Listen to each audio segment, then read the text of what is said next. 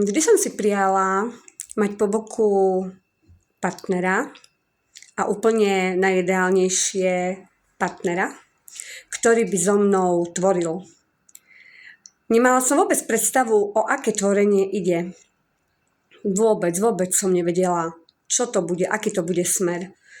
No stretol som muža, ktorý takisto odmietol žiť v tejto ilúzii, ktorý odmieta tento vymyslený svet, tento Matrix, ako to ja volám, ako to ja nazývam vo svojich videách. A jednoducho som pochopila, že v podstate my dvaja ten Matrix rozbíjame a nejako ho ničíme. Ako? Hneď vysvetlím.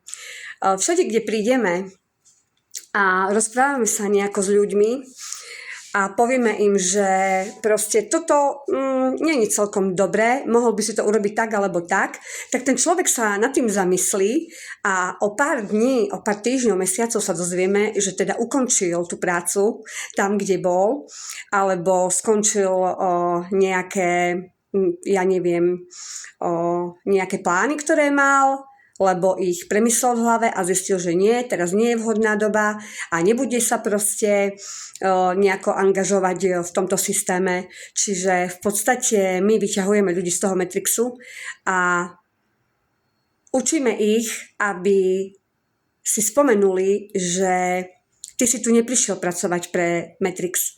Ty si prišiel žiť sám za seba a prišiel si tu vytvoriť ty to šťastie, ale vlastne tak, že budeš ty sám svojím pánom. Že nebudeš mať nikoho nad hlavou, kto ťa bude buzerovať a tak ďalej. Takže v podstate dvaja rozbíjači Matrixu. Tak verím, že nás je viac a ozvite sa.